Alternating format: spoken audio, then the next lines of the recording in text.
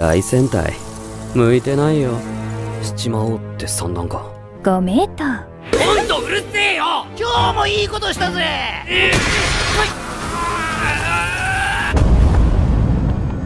君の犠牲は無駄にしないよ。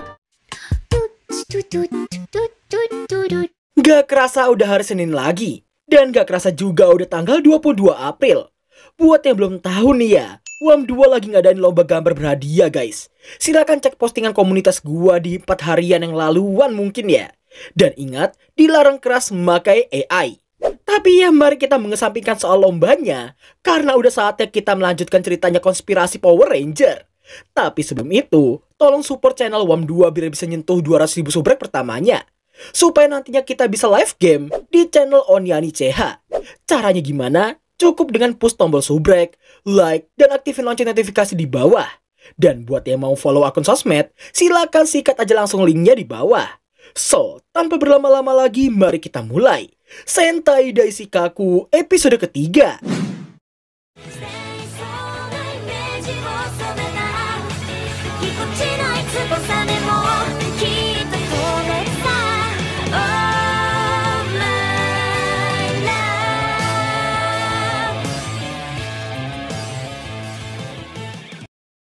Di episode sebelumnya kita telah diperlihatkan Susukiri Yumeko yang ternyata berpihak ke Duster semacam D.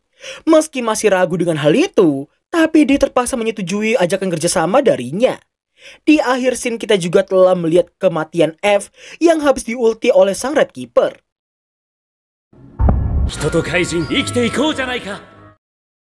Setelah melihat bestinya yang mati tepat di depan matanya, D terlihat berlari dari sana, diikuti Sakurama yang ternyata telah mengetahui identitas D yang sebenarnya.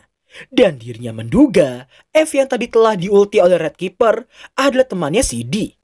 Nah, di sini emosi D pun sangat pecah ketika mendengar Sakurama yang memintanya untuk menghentikan kejahatan dari para Dusters dan merasa kejahatan Takamuki bisa menang dari keadilan. Mendengar ucapan dia yang sangat-sangat tegas, Sakurama terlihat mengeluarkan selembar kertas berisikan tulisan bahwa dia telah dinyatakan lulus dari ujian perekrutan masuk ke Ranger Force. Dia nggak paham maksudnya pun nampak dijelaskan oleh Sakurama, yang mana dirinya menjelaskan tentang betapa tidak sempurnanya dunia mereka dan mengajak si D untuk mengubahnya dari dalam. Yang bahkan Sakurama memiliki impian untuk menciptakan tempat di mana manusia dan para monster bisa hidup berdampingan. Mendengar dan melihat ajakan kerjasama dari Sakurama, jelas dia langsung menolaknya mentah-mentah. Daisentai向いてないよ。Setelah berpisah dari Sakurama, dia rupanya lebih memilih bekerja sama dengan Yumeko, tapi tentunya bukan karena cara ngajaknya yang terlalu menggoda, melainkan karena ajakan Yumeko yang dirasa lebih realistis dan menekankan dia akan memutus hubungan dengannya begitu semua urusannya telah selesai. Seketika itu pula dia langsung amuk-amukan karena Yumeko yang seenaknya memenggal kepalanya di tempat umum seperti itu. Dia semakin dibuat tak berkutik karena Yumeko yang seperti mengancam akan memberitahukan ke publik soal identitasnya. Yumeko lalu memberitahukan kunci untuk mengalahkan para Keeper terletak pada artefak suci mereka. 5 artefak dengan 5 kekuatan yang berbeda. Artefak itu juga lah yang memberi para Keeper kekuatan dahsyat seperti yang biasa mereka lihat. どうにかしちまおうって算段か。5メーター。 Demi meyakinkan D, Yumeko juga membocorkan informasi tentang para Dragon Keeper dan juga Ranger Force yang meski terlihat sangat kokoh, tapi begitu ada gangguan yang menyerang salah satu bagian penopangnya, maka organisasi itu akan sangat mudah untuk dihancurkan. D lalu bertanya cara untuk mendapatkan artefak suci para Dragon Keeper itu. D menduga dia harus mencurinya saat para Dragon Keeper sedang tidur. Meski cara itu juga bisa, tapi Yumeko memberitahukan cara lain yang memiliki kesempatan yang lebih tinggi lagi, yaitu pada saat acara mingguan tengah berlangsung. Di mana karena itu hanyalah pertempuran palsu, maka dari itu mereka nggak bisa membawa artefak yang asli ke sana. Scene berpindah ke garnison Ranger Merah. Apakah dia yang saat ini sedang mencoba berubah jadi sosok Akabane Sousei? Di tengah berkonsentrasi, Yumeko menanyakan kenapa para Dusters tidak menyamar jadi manusia saja untuk melakukan spionase. Dia pun memberitahukan bahwa tidak semua Dusters bisa meniru dengan sempurna sepertinya. Dia lalu mengaku bahwa dirinya cuma kebetulan terlahir dengan kejeniusan meniru wajah penghuni permukaan. Mendengar hal itu, Yumeko merasa kejeniusan Di itulah yang kemungkinan besar bisa membalikkan keadaan mereka saat ini. Setelah berhasil masuk ke garnisun, apakah dia mempertanyakan alasan Yumeko yang berpihak ke para monster sepertinya? Yumeko pun beralasan itu karena dirinya cuma gak pengen cerita romance yang mainstream dan lebih suka yang anti-mainstream. Singkat waktu, usai melewati beberapa personel Ranger Merah dengan akting tenangnya, dia hampir dibuat gugup begitu melihat Tokita yang sedang bertugas menjaga gudang penyimpanan. Sembari mengobrol membelakanginya, dia terlihat membuka kunci gudang menggunakan kekuatan Dustersnya. Di sini kita pun jadi tahu bahwa Tokita adalah sosok ambisius yang sangat suka membantai para monster. Setelah berhasil mempertahankan sikap dinginnya, pada akhirnya dia berhasil masuk ke sana.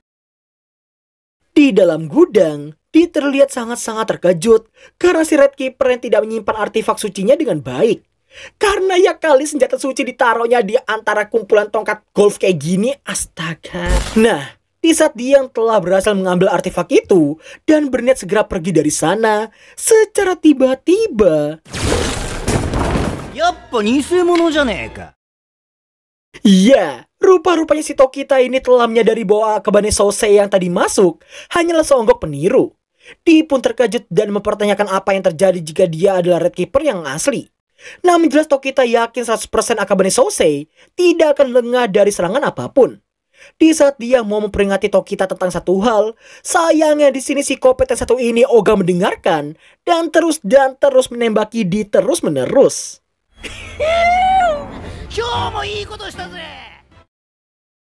Tokita lalu berniat mencoba artefak suci itu dengan tangannya sendiri. Di pun terkejut dan bertanya-tanya apakah semua orang yang memegangnya juga bisa menggunakannya. Tokita pun memberitahukan itu kali pertamanya akan menjajal sebuah artefak suci seperti itu. Namun di saat dia mau dijadikan uji coba pertamanya, dia yang ogah mati permanen pun mengancam akan meledakkan sisi gudang menggunakan banyak sekali dinamit yang dibawa olehnya. Dan itulah peringatan yang mau disampaikan olehnya sebelum Tokita tadi menembaknya terus-menerus. Merasa takut dengan ancaman itu, Tokita terlihat menurunkan artefak suci itu ke lantai dan meminta dia untuk tidak melakukannya. Namun yang terjadi... Singkat cerita, setelah berhasil mengalahkan Tokita, dia pun terlihat salah tingkah begitu mendapatkan banyak sekali pujian dari Yumeko. Namun baru aja Di keluar dari saluran udara, secara tidak terduga ada seorang tamu yang telah menunggunya di sana. Sungguh naas sekali nasib Di. Meski baru merasa lega untuk sesaat, dirinya sudah harus buy one dengan sosok Red Keeper seperti itu. Merasa muak dengan kekejaman Red Keeper terhadap kaum Dustersnya, Di pun terlihat bersiap untuk menyerangnya.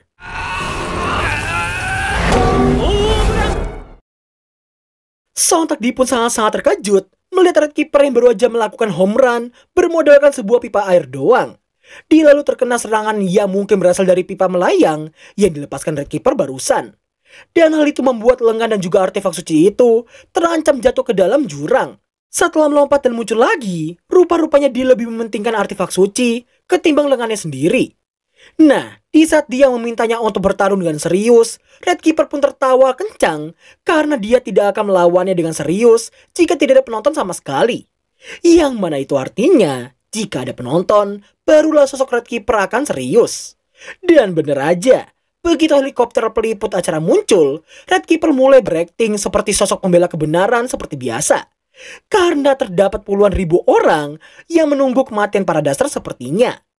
Kondisi Di semakin diperparah begitu Blue Keeper yang muncul di sana dan langsung menyerangnya. Gak cuma Blue Keeper doang yang muncul, bahkan kini dia harus solo versus squad melawan para Dragon Keeper beranggotakan lengkap 5 orang. Gak lama kemudian, Pink Keeper terlihat menyadari bahwa dia adalah sosok Dusters pengkhianat yang mereka cari-cari selama ini. Red Keeper yang gak bisa membedakannya pun napak meminta Blue Keeper untuk menggunakan artefak suci miliknya untuk membunuhnya. Dia pun amuk-amukan karena dia cuma pengen buy one melawan Red Keeper doang. Green Keeper lalu membisikkan sesuatu pada Red Keeper yang bagus untuk para penonton. Di mana ternyata daripada membunuh Di dengan sia-sia, akan lebih bagus jika Di mereka tangkap dan menjadi tahanan mereka. Namun jelas aja dia langsung menolaknya tanpa basa-basi. Dan ya setelah melalui perjuangan yang sangat-sangat panjang, pada akhirnya Dusters D pun mati. Tapi itu kata mereka. Meski Blue Keeper seperti merasa ada yang aneh, tapi dia nggak ambil pusing dan memutuskan untuk mengurumpi bareng sama teman-temannya. Nah, di saat Akabane Sousei yang hampir lupa dengan artefak sucinya, di sini dirinya akan dibuat sangat-sangat terkejut begitu mau mengambil artefak suci tersebut. Karena ternyata... Masaka. Wah, cerdik parah gak sih? Rupa-rupanya si D tadi sempat menukar artefak suci yang asli dengan tangannya yang telah ia ubah menyerupai artefak suci tersebut. Mengetahui hal itu, sontak Akabane Sousei pun jadi sangat emosi dan mempertanyakan di manakah artefak suci miliknya yang asli. Arigato Sentoen-kun wa muda ni shinai yo. Kore de ato 4 nin. Scene berpindah ke sebuah gang. Nampaknya salah satu regu Ranger Blue Squadron yang telah mati. Dan jauh di dalam gang itu satu orang lagi terlihat sedang kabur dari sesuatu. Dan berakhirlah alur cerita anime Sentai Deishikaku episode ketiga. Sebenarnya gue gak suka spoiler sih ya, tapi berkat 2 komentar yang gue baca tadi pagi atas nama UCIM1MO, aduh ganti nama kayak bro, sama Hutao itu Tevos. Bukan gue yang ngomong. Nama dia itu ya, gue ngomong cuma nama dia. Intinya mereka berdua nanya MC-nya siapa gegara Dimokat. Apakah iya Dimokat? Jadi guys, biar gak ada kesalahpahaman, terkhususnya buat para non-manga reader, harap dengerin. Dusters D belum mati. Bahkan nanti ada satu momen yang gua rasa masih akan ditunjukin di animenya. Tapi ada juga yang mungkin gak akan didaptasi karena masalah total episode anime ini yang katanya cuma 12 atau 13 episode. Tapi ya silakan kalian lihat ini, yang ini, atau mungkin yang ini. Biar gua kasih tahu 2 hal menarik. Yang pertama, dia akan selalu mendominasi pertarungan. Lalu yang kedua, Red Keeper Akabane Sousei bukanlah villain utamanya. Untuk 2 hal yang baru aja gue sebutin, sepertinya tidak akan diadaptasi ke animenya. Tapi ya silakan tidur dengan rasa penasaran, wahai para bestiku sekalian. Tut tut tut tut tut tut.